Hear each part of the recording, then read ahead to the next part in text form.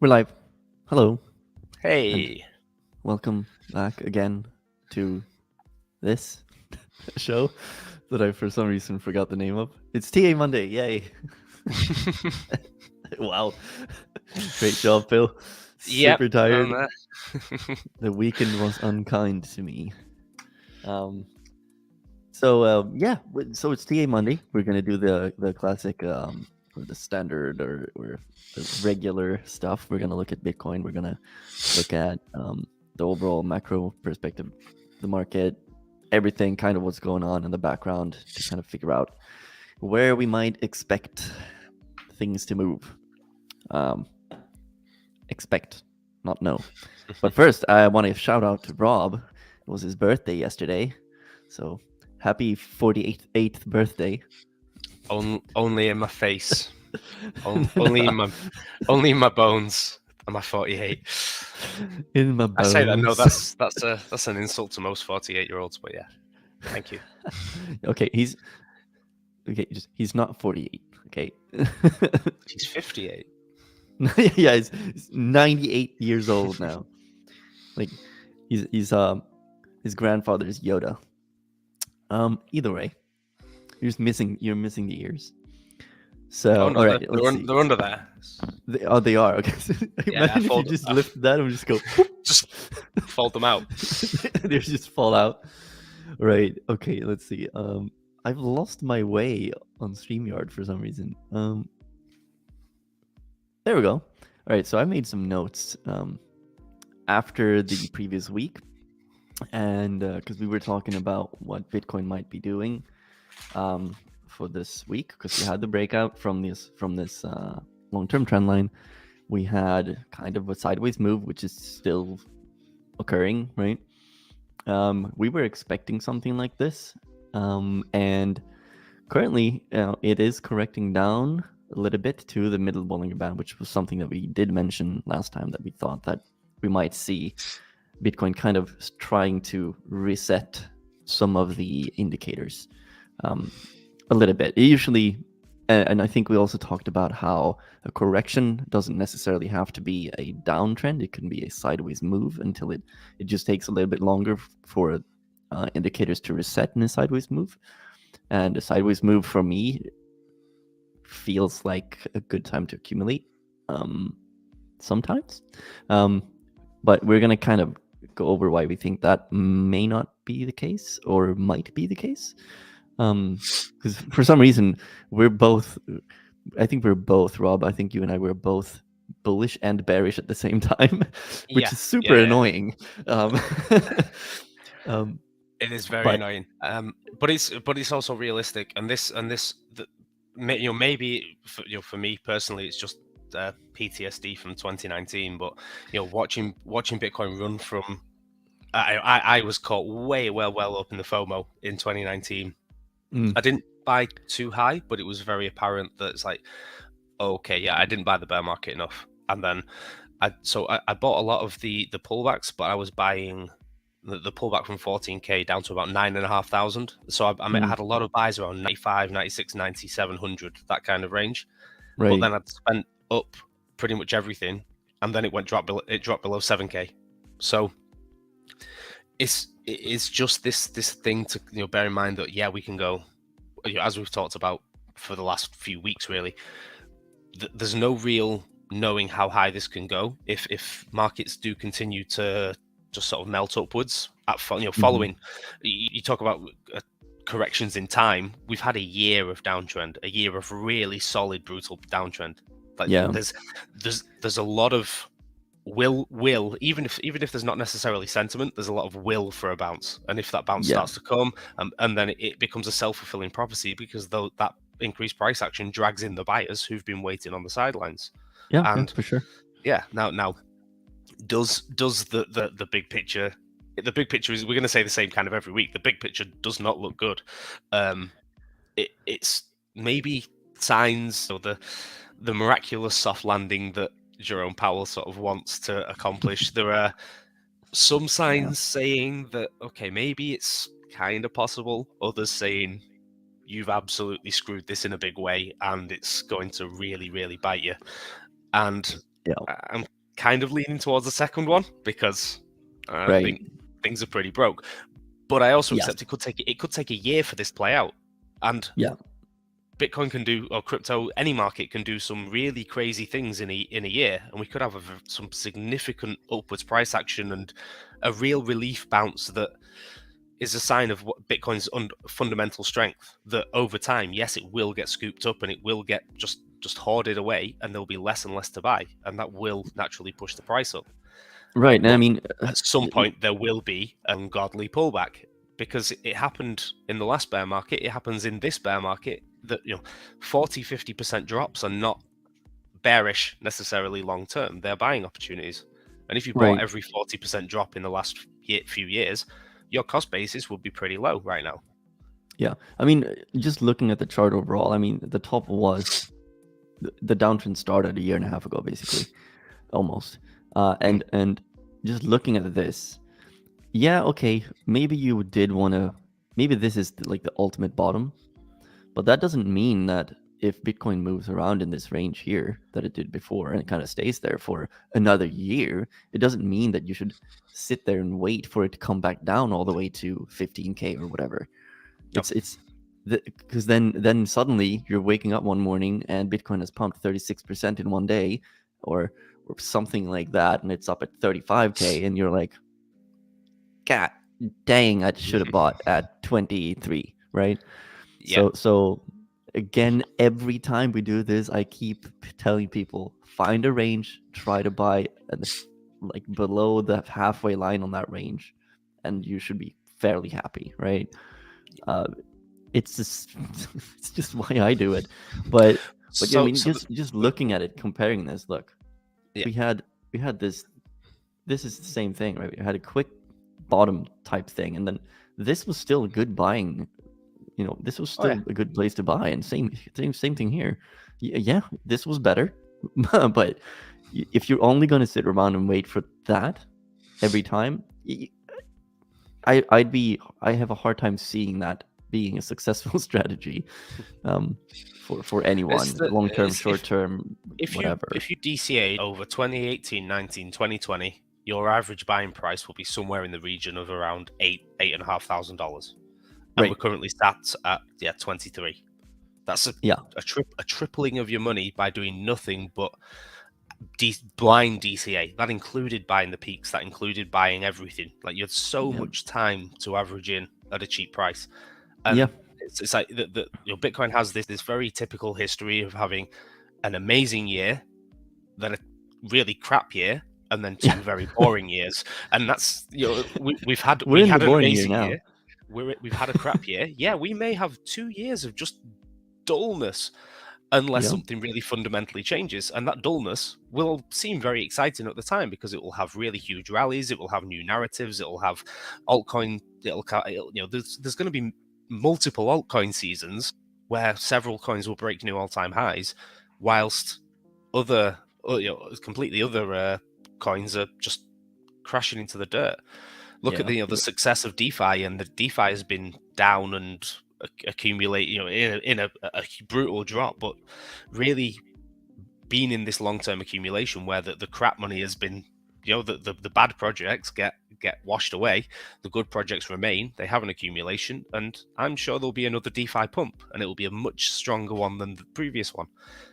That might come in the middle of a general market downtrend. These things can happen, and so it's just a sign to be cautious, but at the same time, don't forget the long-term narrative, and you can be both a short and long-term trader or investor.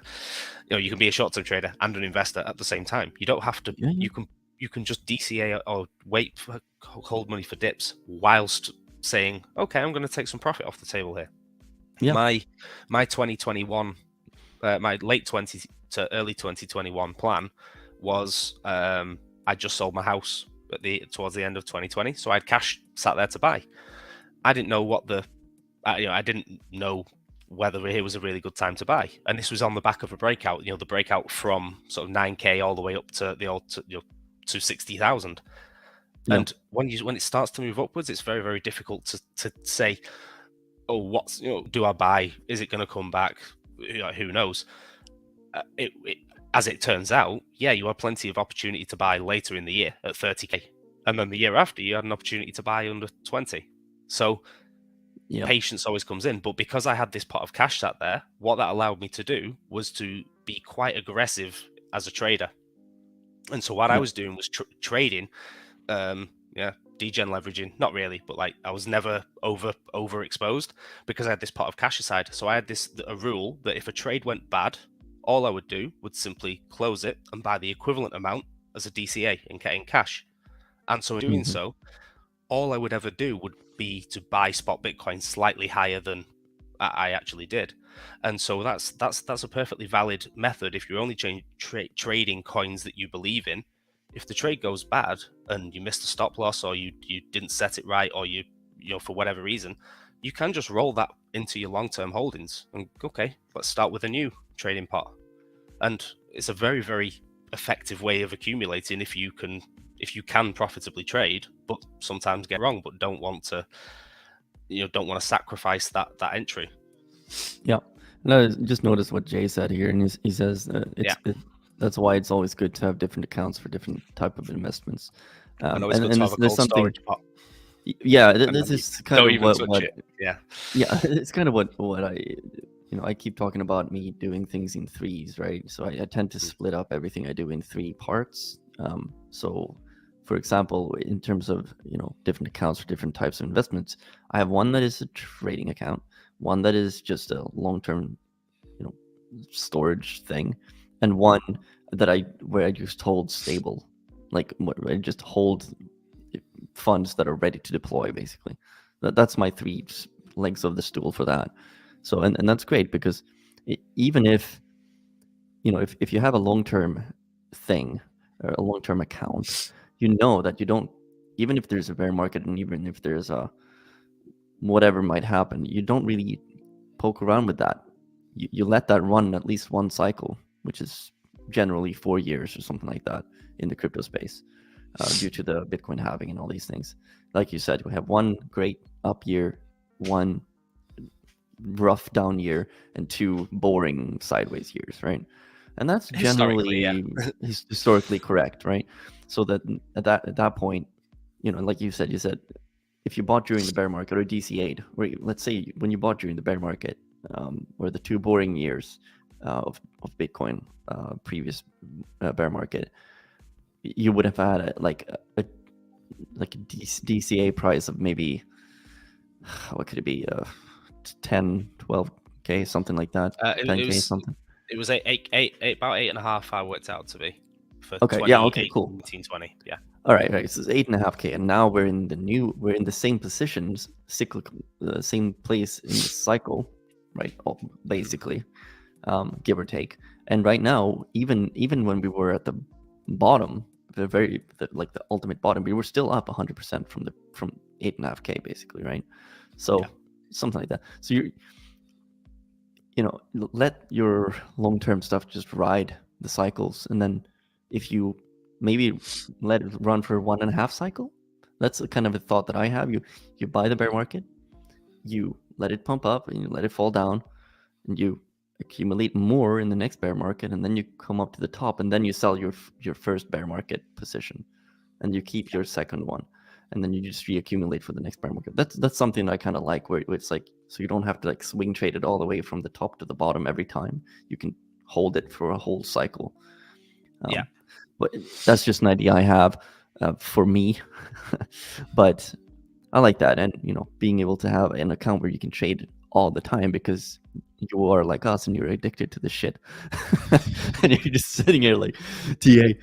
Speaking of TA, by the way, let's continue on with what we did just for the notes. Yeah. Go ahead if you have something. If you just switch onto my chart very briefly. Oh, yeah. So here's the BLX, and these are 3 monthly candles. So this goes all the way back to 2010, and so you can see this. There's quite continue. The first bear market, was a bit brief, but there was this long-term accumulation for the months after it. But each of the preceding bear markets, between the top and the bottom, have been within these 5 3-month candles. So as in a year to a year and a half, and it's a pretty reliable pattern that if you think why that fundamentally happens, then yeah, we're still towards the low end of this range, and so as a long-term accumulation zone, this is absolutely prime territory. Whether or not short-term it is yeah, to be seen. Yeah, no, for sure. It's like when you see, this is what TA is about as well. If you're new to TA, or even if you have, experience in TA, sometimes even if you have a lot of experience in TA, you need to remember that, going back to the basics of TA, just looking at simple patterns such as this is sometimes, or at least in my experience, most of the time, the most powerful indicators, because a long-term pattern or a long-term trend usually has a lot of strength behind it, right? Or a lot of, a lot of strength behind it. So something like this for me kind of speaks volumes too. And if you look at the second box that you have there from 2015, I think it is. Yeah. Even from the bottom, you had basically three candles before you got to like slightly. Yeah. So this is zoomed into the monthly. Right. So you see, you still have, even though you hit the bottom, you still have basically a sideways move until you come back up to where it's like, okay, it's officially an uptrend. Go one to the left. There you go. You still have that sideways move, a little bit up, a little bit down, a little bit up, a little bit down, and then you kind of get that. It starts finding momentum, right? Yeah. And so what we're looking at right now might be a big candle for that month, which is very green, right? And that's January, right? That we have right now. And then the second one has not done anything. Like February has been really boring so far, and that's fine. But if we jump over to mine here for a second, so the notes that I did, basically, like I said, we last week we were looking at something like a correction either down here to the side, or maybe it comes up. Like, obviously it's the three ways it can go. Personally, I was kind of leaning into sideways or down. I wasn't really thinking up because it lost a lot of momentum here. Everything is topped out, yada yada, right? But and currently, you see in Bitcoin here kind of testing the middle Bollinger Band, and that's one of the number 3 here on what I wrote down. And I could have written down a lot more, but I felt like 5 points is enough. And I'm not sure if anyone can see what this says, but in essence, it's, let me make it a little bit bigger. There you go. So again, long-term trend line is right here. It doesn't necessarily have to come down and test it, but it's above it. So that's a good point, and it will be support if it comes down to it. The 21.5K previous local top, it's this top right here, and that's holding it up right here. And it's, well, literally, Bitcoin has to, if Bitcoin crashes down hard tomorrow, comes straight down, it's going to end up crossing 2 at the same time, and the Bollinger Band is right on there too. So that's confluence of 3 right there. And then we have the relative strength index is right here. I usually tend to say that actually Rob, it's you that usually says it tends to kind of bounce on 55 on the weekly, maybe? On the weekly, yes. Well, I say there's basically, it's a band of support where when it comes into this mid range, okay, it's not a precise number that it goes up to or around, but you want it when it breaks convincingly below that middle band, then typically it tends to stay there. When it gets above it, similarly, it can use that as support, and that becomes a really a clear reset of momentum. Right. Yeah. So currently the daily is sitting at 61.74. Sorry, 62. I think 63.58. So it still has some way to move down to kind of, that middle line, the 50, is kind of like, I kind of treat it in my head as the middle Bollinger Band. It is, if it comes up to it, it will be resistance. If it comes down to it, it will be support, mainly. That's the way I treat that. It's not necessarily 100% correct, obviously, because nothing is, but it tends to kind of want to do that. And right now we're looking at something like a bounce. It's bounced very, very, very, like, that's a very small bounce. So we can't really say it's a bounce yet, It, but no, but but that's it's just a doing big it's to doing do with some. how It's it's reacting. calculated. Yeah, and it's Yeah. it's the average line here, the yellow one, is not even. It's still an overbought. So that kind of needs to come down too. So, and I think if we come down to the 50, the average line, the moving average will come down into not being overbought anymore too, which is a good sign too, I guess. Lastly, the MACD histogram, it's just flipped over here. The lines, it's starting to spread the lines, and we got, why is that coming up there? That's so annoying. Let's see if I can just move it to that side. So down here, we're still looking for the histogram to kind of flip into like a pink color, but we gotta see some kind of bounce in the price for that to kind of happen. If tomorrow is green, then that will at least flip, but that doesn't necessarily mean that we'll go back into the green. I don't really see enough strength in it to kind of do a lot of stuff. So I'm personally, I'm looking for kind of staying within like this range here for the next week at least. Personally, that's me. I might be wrong. I don't know how you feel. It's possible. Yeah, I say I'm very much of the opinion that this is it's going to be sideways for the majority of time, and so the bigger, if it doesn't consolidate now and it goes up, that will just lead to a bigger correction later on. So it doesn't really, it's like short term, it needs to cool off. It would be healthy for it to cool off. It doesn't need to do anything. It will do what it wants, and this is the problem with analyzing something which can move so erratically. Is if people want to buy it, then guess what, this price is going up. But it's, as it stands, it's not on a strong foundation of support. There's not really any. It's closer to resistance levels than it really is to support levels, and coming back down and just cooling off, calming down for several weeks would be healthy overall, because it's eventually going to run into problems if it keeps on just storming up to resistance levels. Then it will run out of power, and when it runs out of power, it will come crashing down just as hard as it went up. I'm perfectly happy with Bitcoin kind of staying in this Fibonacci level, like from here, which is 18.7, and all the way up to 25.2.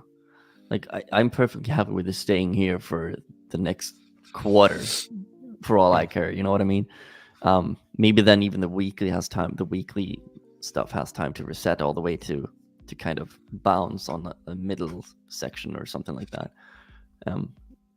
Like I'm happy with that. I mean, nothing much has happened. It's kind of played out like we expected it to from last week. It's sideways. Within extremely boring. We came up to the range of that where he said, okay, this range is going to be resistance. It's poked its head above a few times, and so far not shown the strength to continue moving upwards. There has been, and much of this move can often, with it being, if it's a short squeeze, these moves get covered up. Like, it's just shorts covering all the way up. Once those shorts have been covered, if there's not more organic buying power, then it's just not sustainable. So you can see how oversold, or how overbought, sorry, the price is in terms of percentile rank. It doesn't spend I just opened it. It doesn't percentile rank. We don't normally use that very often. It's kind of like a quick check thing, and we're still kind of analyzing. I think both of you were still kind of analyzing how to read the percentile rank indicator in the best way. We discovered it a couple of weeks ago, I suppose, we're playing with how it plays out in accordance to what the price does and everything properly. So, but I mean, the last time it stayed this red this long was back here. after this massive pump, right? Um, and it generally doesn't stay red for very long, right?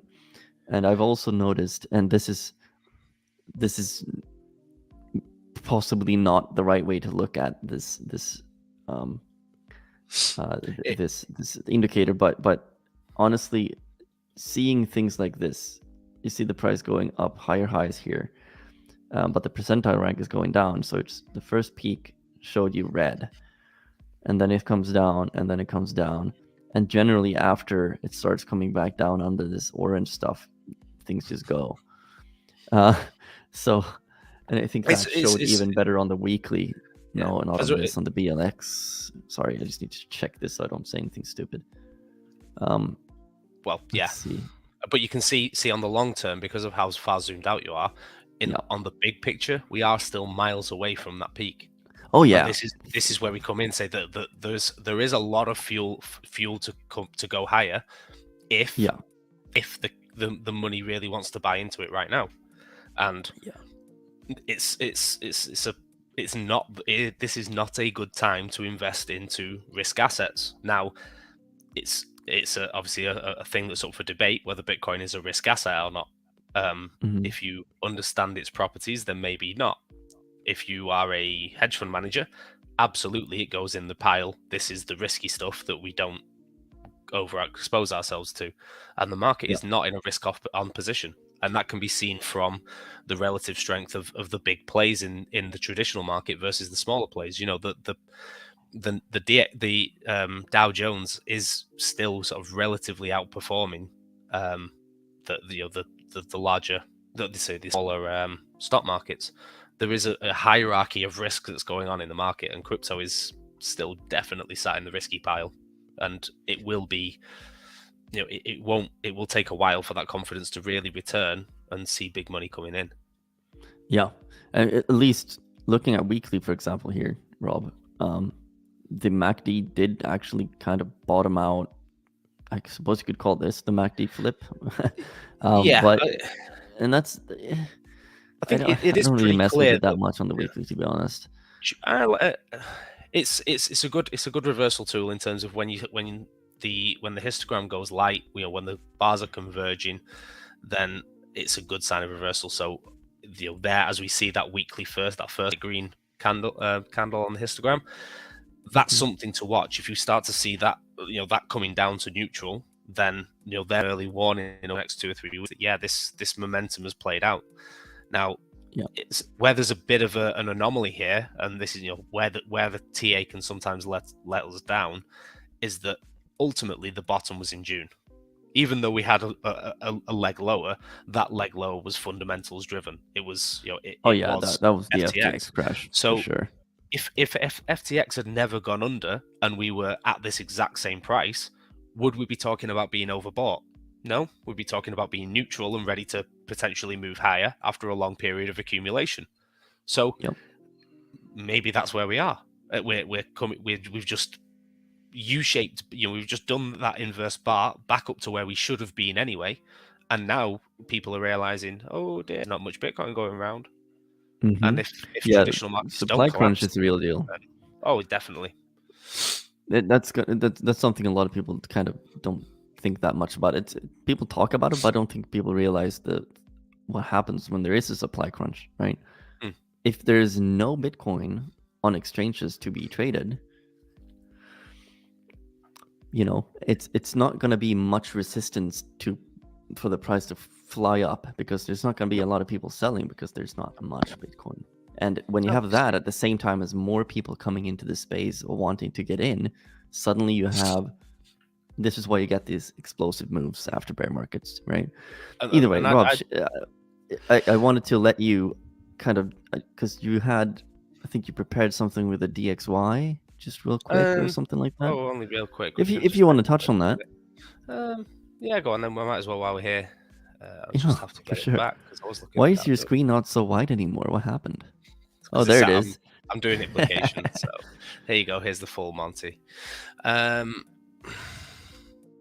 was just a look at the coming to the daily for the. If we do look at the 50 and the 200-day moving average. So we are coming up and playing with the 50-day now. for the dollar index, yeah. Yeah. Now this is something, as you did rightly point out before we did go live, that this is something which can be completely ignored at times, or at least when you see these drives below it. You often see these quick wicks above or below, and those are buying or selling opportunities depending on whether you've been below it or above it for a significant period of time. And it is quite reliable in that sense of going, when you're below it, if you get a quick spike above it, then it's a good selling opportunity, and then you then normally have an opportunity to rebuy back below that moving average.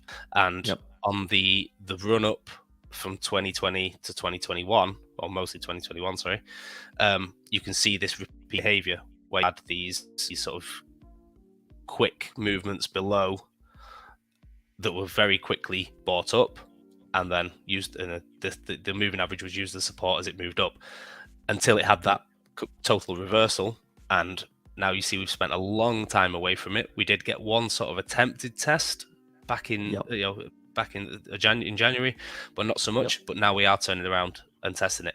Now, if we are wanting Bitcoin to remain higher or move higher, then ideally you'd want to see a rejection from this level, and you'd want to see a move back towards the lows, either a continuation of the dollar getting weaker, or a sideways accumulation period of the dollar where people just start to say maybe allocate back into dollars, and the dollar eventually starts moving higher. If it does, and if it does have a significant breakout, then that's not going to be bullish for the markets, because you're going to start to see the same sort of behavior as we had back here, and that is a wrecking ball for assets, for all assets. Yeah. So I would like to point out though that the 200-day there, sorry to interrupt you, but the 200-day will probably act as resistance as well. Yes. So you could have, like, even if it comes up, it might just hit its head on the 200-day and come down from there. The dollar peaked in September, and so the dollar has been down in a downtrend for best part of 6 months now. Mm-hmm. How long is that going to happen? Because whereas the dollar at 114 6 months ago maybe was a bit expensive, if you've got debts to pay and those debts are in dollars, you can buy dollars 10-12% cheaper than you could several months ago. And the safe haven, the ultimate safe haven, if we talk about risk off assets, is right here. It's the dollar. And on top of that, there is not like there's a shortage of debt right now. Just think about that when the dollar does this move. There's a lot of reasons to why not just the regular retail guy wants to get into the dollar right now. Think about all the institutions, all this debt that they kind of want to get rid of when they can buy dollars cheaper. It's say debt. If you talk about bills, whether it's strict debt and obviously corporate bonds or something, either way, you say these are debts, these are bills that have to be repaid in dollars, and so at some point, and that is why people could call for the collapse of the dollar overnight, like it's going to just fall apart, like the Venezuelan bolivar or the Zimbabwean dollar or something. Like, no, it's not going to happen, and you fundamentally misunderstand how the system is built. There is billions, hundreds of billions of dollars of buying power for the dollar globally every year, an absolute global demand for this currency that will, this has to be met. So it's not a case of the dollar getting stronger against itself, but the dollar is stronger against other currencies. Where if you've got sovereign nations, foreign corporations that really have to buy into the dollar in order to repay debt, they will have to sell their own currency, for which there is a much lower buying pressure for, in order to exchange for the dollar. And that just fundamentally starts to push the dollar up, and it just tips other currencies weaker until they fall off cliffs. And that's kind of what we saw last year, and it's not necessarily over yet. This, if you think that the world has solved its debt crisis, then maybe it's full bull market from here, but I'm not really confident that the world Yeah. has solved its debt crisis just yet. No, I'm cautious. You're cautious. I think most people are probably already cautious. But if you're super bullish right now or super bearish, maybe calm down a little bit, start looking at the bigger picture, and see where you land. I'm Okay, always so a we're gonna. long-term permeable. Always a long-term permeable. That was your name when I met you, Rob, Rob, the yeah. the permeable. All right, Yeah. so we're gonna wrap this up, fellas. It's been a good one. I had fun, and make sure you subscribe and you know the notification and stuff, and leave a like and all that stuff. And we'll see you in the next one. All right, Bye. cheers. Bye.